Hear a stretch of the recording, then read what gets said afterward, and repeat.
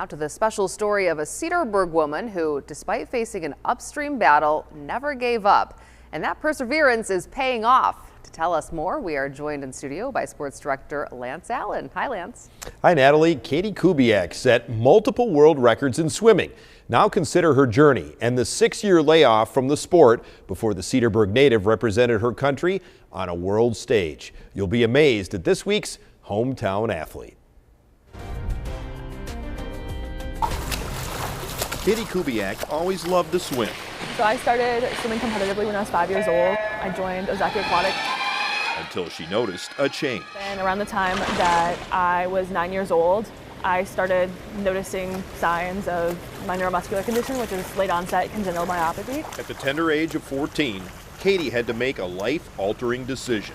I was told the fall of my freshman year that I was going to have to medically retire. And they wanted to do surgery that fall, but I said no, let me have one last season with my team, like a full short course season. I'll have surgery in spring. From age 14 to 20? I took, I think it was 6 years off. And then swimming was suggested as part of Katie's rehab.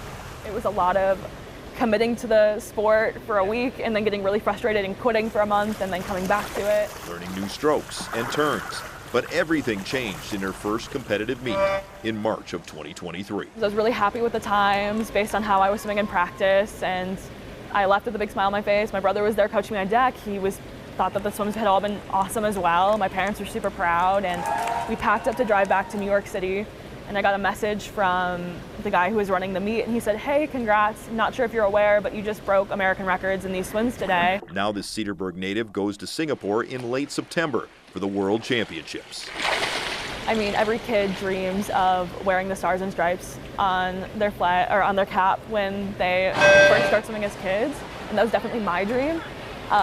So to be able to have it realized in this way is so special. And the Paralympics in 2028 are a possibility. To win gold at the Paralympics would be just the highlight, I think, of my athletic career, but also just my life up until this point, because to me it would mean that all of the work that I put in both in the water and also just on land and medically to get to where I am today, it would have paid off. Now back in late June, Katie broke world records in the 50 butterfly twice and the 100 backstroke. And if I mentioned all the other records she's set, Natalie, we'd probably be here longer than the actual story that aired, because it's amazing how many different records and different marks that she's set in the last few months. She goes to Singapore looking really fast in the pool.